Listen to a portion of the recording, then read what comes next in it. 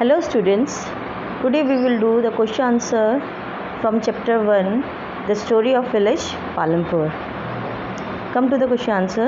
Question number 1.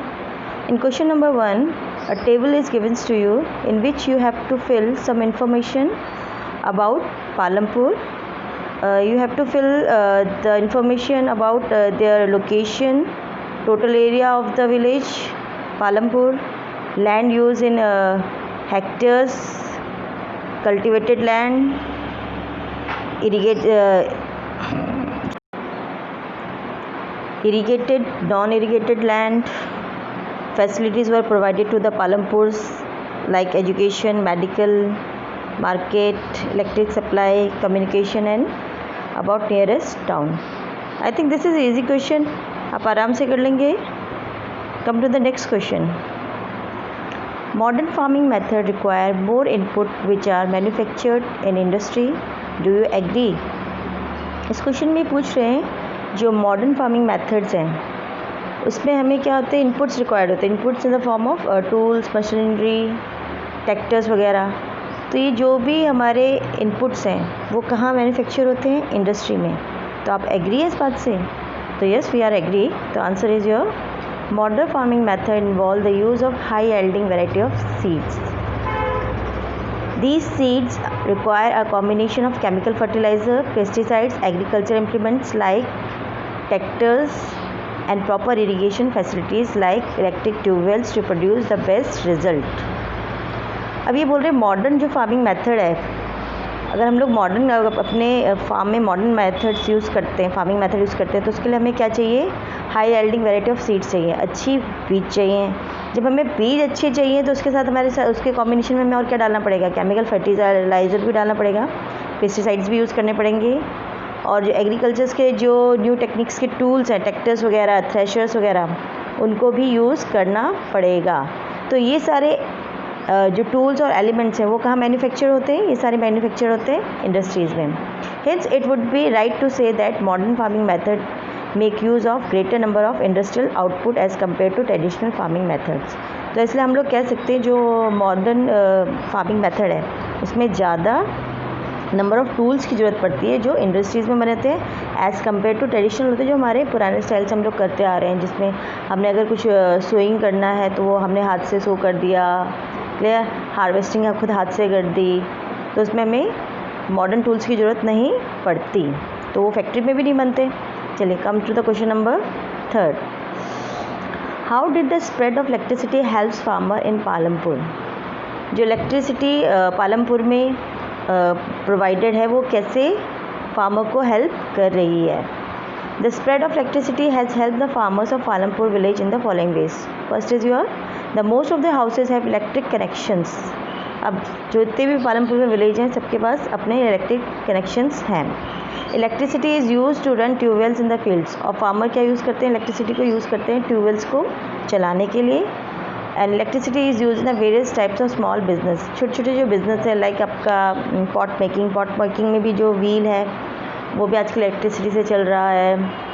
आपकी आटा चक्की है और भी छोटे छोटे शॉपकीपिंग वाले हैं, जो छोटे छोटे शॉपकीपर्स हैं वो भी क्या यूज़ करते हैं? इलेक्ट्रिसिटी अपनी शॉप में यूज़ करते हैं. तो ये हेल्प ही कर रही है वहाँ के विलेज फार्मर्स को पालमपुर के. Come to the question number 4. Is it important to increase the area under irrigation? Why? ये कह रहे हैं जो भी हमारा इरीगेशन होती है, सिंचाई, उसको हमको बढ़ाना चाहिए. और बढ़ाना चाहिए है तो क्यों? तो जैसे हमें पता है जो हमारी जो इंडिया है वो क्या है? Mostly based on agriculture based country है. सबसे ज़्यादा फार्मिंग वगैरह होती है और फार्मिंग के लिए इरीगेशन एक प्रॉपर वे से इरीगेशन होना ज़रूरी है to produce more crop. Yes, answer is India is an agriculture country. Nearly 2/3 of the people are depend on farming for their livelihood. India जैसे क्या है हमारी एग्रीकल्चर कंट्री, हमें पता ही है, जिसमें से 2/3 पीपल हैं वो डिपेंड हैं फार्मिंग पे अपनी जीवन यापन के लिए. But of the total cultivated area in the country a little less than 40% is irrigated even today. But जितना भी हमारा टोटल लैंड है उसमें सिर्फ 40% से ही हम 40% एरिया में ही हम लोग प्रॉपर इरीगेशन कर पाते हैं. In the remaining area, farming is largely depend on rainfall, which is irregular and uncertain. Modern farming method can be used in the absence of assured adequate water supplies. India cannot achieve the goal of self-sufficiency in the food grains unless the area under irrigation is increased. अब ये कह रहे 40% तो use कर दी जाती है, हमारी land use किया जाता है जहाँ पर इरिगेशन प्रॉपर वे से हो रहा है, बट रिमेनिंग जो एरिया है वो सारा किस पे डिपेंडेंट है? अभी रेनफॉल पे ही है, और रेनफॉल हमारे इरेगुलर अनसर्टेन, कभी आती है कभी नहीं होती। सेकंड जो प्रॉब्लम आती है हमारी, अब आपको जब फार्मर्स को प्रॉपर वाटर नहीं मिलेगा, एडिक्वेट वाटर नहीं मिलेगा, सप्लाई नहीं होगी, तो हमारा जो इंडिया का एक गोल है कि हम लोग जो अपना क्रॉप्स का प्रोडक्शन है उसको ज़्यादा बढ़ाएं, बाहर से हमको इंपोर्ट ना करना पड़े, तो वो हम लोग अचीव नहीं कर सकते। तो इसके लिए हमें इरिगेशंस के जो मेथड्स वगैरह हैं उनको इंक्रीज़ करना पड़ेगा। चलिए, come to the question number 5। Construct a table on the distribution of land among the 450 families of Palampur. आपको एक टेबल बनानी है जिसमें you have to distribution of land करना है हमें। 450 फैमिलीज़ हैं पालमपुर की। डिस्ट्रीब्यूशन ऑफ लैंड होता है कि लैंड जो है वहाँ पर 450 फैमिलीज़ में कैसे कैसे बटा हुआ है। तो इसमें देखिए आपका फर्स्ट जो इन्होंने दिया है number of families and land in hectares में दिया है। तो फर्स्ट में 150 फैमिलीज़, यहाँ आप फैमिलीज़ लिखेंगे इसके आगे। फैमिलीज़ जो हैं 0 की जगह आप लिखेंगे लैंडलेस मतलब जिनके पास लैंड नहीं है। तो 150 फैमिलीज़ हैं जिनके जो लैंडलेस हैं। सेकंड है 240 फैमिलीज़ हैं लेस देन 2 और लगा दीजिए हेक्टर। जो 240 फैमिलीज़ हैं उनके पास 2 हेक्टर से भी कम लैंड है, और जो 60 फैमिलीज़ हैं मोर देन 2 हेक्टर। तो जो 60 फैमिलीज़ हैं उनके पास 2 हेक्टर से ज़्यादा लैंड है। तो ये लैंड डिस्ट्रीब्यूशन है हमारा पालमपुर विलेज का। Okay, come to the next question, question number 6। Why are the wages for the farm labourers in Palampur less than the minimum wages. अब ये कह रहे हैं वेजेस, हमने आपको बताया था दिहाड़ी होती है, एक दिन की आपकी कमाई होती है। तो इसमें क्या होता है, गवर्नमेंट ने कुछ नॉर्म्स बना रखे हैं कि आपको 300 कोई भी लेबर है या फार्मर है तो उसको 300 से आप एक दिन की कम वेजेस नहीं दे सकते। उसमें टाइम पीरियड एंड आपका इतना रुपीज़ इन्होंने फिक्स कर रखा है गवर्नमेंट ने, तो उससे आपको कम नहीं दे सकते। बट यहाँ पर क्या है, जो पालमपुर में है वहाँ पर क्या है, जो मिनिमम वेजेस जो गवर्नमेंट ने तय कर रखी है कि 300 से नीचे नहीं देना, उससे भी कम दिया जाता है। तो उसके क्या रीज़न है? तो farm workers at Palampur village get lower wages than the minimum wages fixed by the government. The minimum wages for the farm labor is fixed at rupees 300 per day, but the farm laborers get only 160 rupees. This happened because of the heavy competition for work among the farm laborers at Palampur village.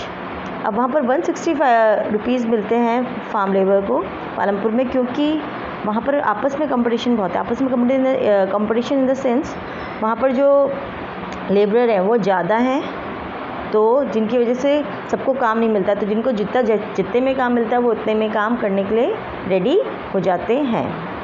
Okay, next question is your in your region talk to labour choose either from farm labours और labours working at the construction sites. इस question को आप करना चाहें तो कर सकते हैं, इट डिपेंड्स ऑन यू, और नहीं तो आप छोड़ भी सकते हैं। Okay, come to the question number 8। What are the different ways of increasing production on the same piece of land? Use examples to explain.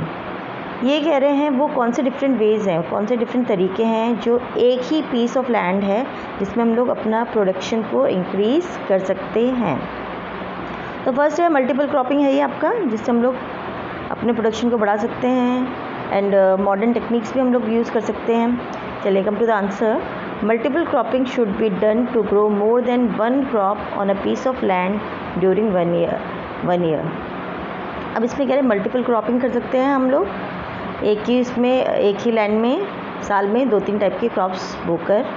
चलिए next, all the land is cultivated, no land to be left vacant. जो भी land है उसको हमको सारा जोतना है, उसमें कल्टिवेटेड करना है, कुछ जगह को नहीं छोड़ना है। Third one is during the kharif season crops like jowar and bajra can be grown, followed by the cultivation of potato between October and November. अब ये कह रहे हैं खरीफ सीज़न में हमारे ज्वार बाजरा तो हमारे को बोना ही है, और जब उसके बाद हमको पोटैटो भी उसके बीच में बो देना है उसके कल्टीवेशन के बाद। फिर in winter season rabi fields are sown with the wheat. A part of land can be use for growing sugar cane which harvest once a year.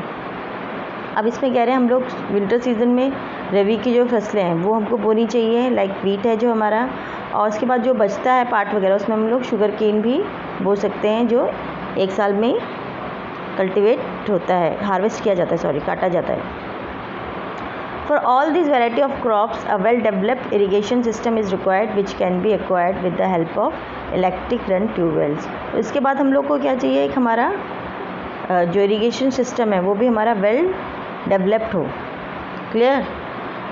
चलिए, और इसमें आप ये भी डाल सकते हैं कि use of new techniques and modern tools to increase our production. चलिए, come to the question number 9th। Describe the work of a farmer with 1 hectare of land. अब इसको हमको डिस्क्राइब करना है फार्मर का काम जो 1 हेक्टेयर लैंड 1 हेक्टेयर लैंड में करता है। तो 1 हेक्टेयर में जो भी फार्मर काम कर रहा है, एक लैंड है जो 1 हेक्टेयर का है, तो इसमें इट मीन्स वो क्या है, स्मॉल फार्मर है, उसकी बहुत ज़्यादा कमाई नहीं होती। तो हमको उसका काम बताना है, वो कैसे काम करता है, और उससे कंपेयर करना है जो जिनके पास मोर देन 245 हेक्टेयर लैंड है। क्लियर? तो चलिए आंसर लिखते हैं, देखते हैं। A farmer with 1 hectare of land shall put under the category of small farmer. Most of the work would be done by the farmer and his family members. ठीक है, हमने बता ही दिया था एक कौन सी कैटेगरी में आएगा, स्मॉल फार्मर क्या आएगा, और जो ज़्यादा से ज़्यादा काम इसमें जो कौन करेंगे, फार्मर करेगा, उसके फैमिली मेम्बर ही करेंगे। The farmer will normally use a pair of bullocks to plough the field. और फार्मर क्या यूज़ करेगा, बैलगाड़ी यूज़ करेगा एज़ कम्पेयर टू ट्रैक्टर ना यूज़ करके बैलगाड़ी यूज़ करेगा अपनी फील्ड को प्लो करना। प्लो होता है जोतने के लिए। इस family member would assist him in showing the seeds. और उसके जो फैमिली मेम्बर्स हैं वो बीज वगैरह बोने में उसकी मदद करेंगे। During harvest time he may require to hire some labourers.